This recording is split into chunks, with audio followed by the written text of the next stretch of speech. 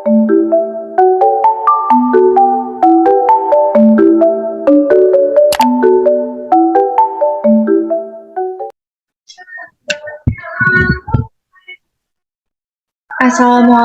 warahmatullahi wabarakatuh. Let me introduce myself. My name is Ishmah Paridah from Class 2B DIII Nursing. Okay, in this presentation, we will discuss about cervical cancer. And we're going to talk about definition, risk factors, pathophysiology, signs and symptoms, complication, and treatment. Okay, the first one is definition. Cervical cancer is the cancer of the cervix, and the cervix is actually the lower end of the uterus at the junction of vagina. So here is the cervix, and you can see that there is a cancer growing, and it can spread into surrounding structure, leading to particular signs and symptoms. And cervical cancer is caused by human papillomavirus or HPV, and there are specific types for HPV that increase the risk of getting cervical cancer. And the risk factor for getting cervical cancer are related to risk factors for getting HPV. So the next is risk factors.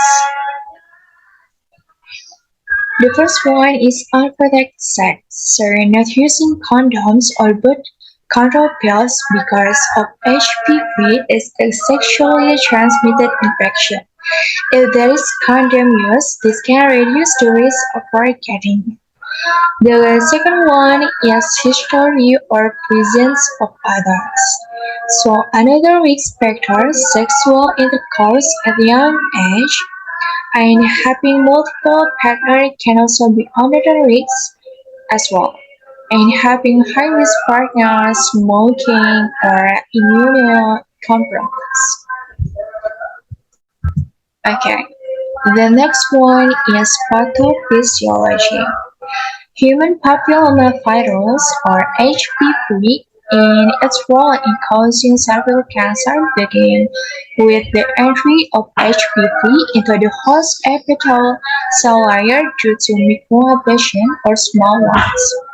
If successful in addition to cervical epithelial cells through the receptors, the virus will be endocytosed and enter the cells. After successfully entering the cells, the virus will undergo uncoating. Then the virus will start its replication process by taking over the transcription and translation system of the host cell. Okay, the next one is signs and symptoms. And before we talk about signs and symptoms of cervical cancer and why they occur, before we actually get into the signs and symptoms, it's important to note that many cases of cervical cancer are going to be detected with screening methods like pap smear and colposcopy. So a lot of times, patients may have a very early stage of cervical cancer, but they may have no symptoms at all, which just means that they would be asymptomatic. Okay, the first one of signs and symptoms is abnormal vaginal bleeding. So, abnormal vaginal bleeding is one of the most common and early signs of cervical cancer, if not the first sign. It often starts with postcoital bleeding, meaning that after intercourse, the patient will experience vaginal bleeding. So this is oftentimes going to be the first time patient will notice this abnormal vaginal bleeding. Over time though, this abnormal vaginal bleeding will become more frequent and spontaneous as disease progresses. Okay, the second one As this will show up as heavy menstrual bleeding. Menstrual bleeding or period ovulation will become heavier.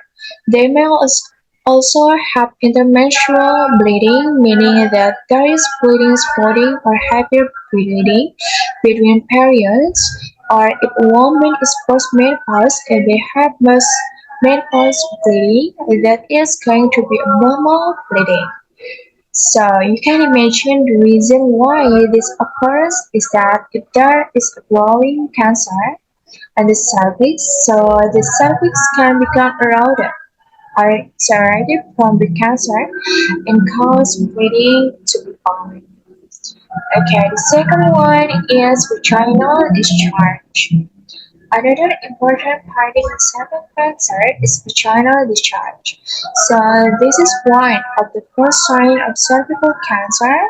It's often again going to be found early on the disease course. What will be noted is that vaginal discharge will often start out as watery discharge and will later on become more red to brown in coloration. It can also become malodorous, meaning that it can smell or have a funny smell to it, and it's due to the inflammatory process that is going within the cervix due to the growing cancer. So this is also an important finding with cervical cancer as well. Okay, the third one is vaginal discomfort. So vaginal discomfort is going to be either pain, discomfort, or irritation. This can be found with pain during intercourse as well. So this will be known as dyspareunia. So this can be a finding of cervical cancer. So if this dyspareunia and then post-oral bleeding, this can be finding in cervical cancer. And you can imagine the reason why this occurs is because the cancer start to spread it to extend past the cervix into the vagina, and this can lead to pain, irritation, and discomfort. Okay, the last one is pelvic pain. Pelvic pain can also be another finding in cervical cancer. This is going to be unexplained pelvic pain. So if there is another explanation, that doesn't mean that the pelvic pain is due to cervical cancer. So this is oftentimes going to be unexplained pelvic pain. And this is going to be due to the cancer spreading into the surrounding areas impinging local nodes. So, okay, that cancer start to extend out past the cervix and enter into the cervix wall and impinges on some of the surrounding structure in pelvic. Okay, next is complication. There are certain complications, including constipation, hematuria, urinary obstruction, pain like edema, and hydronephrosis. Okay, the last one is treatment for cervical cancer. So we have to break it all down from pre-cancerous change all the way down to the stage 4 cervical cancer. So the first one is CIN, 2 or 3. That is intravaginal 5% or 5FU. And second one is stage 0.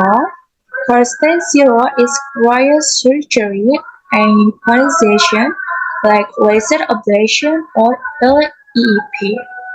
And for stage 1, this is surgery, that is total hysterectomy or tracheotomy and radical hysterectomy.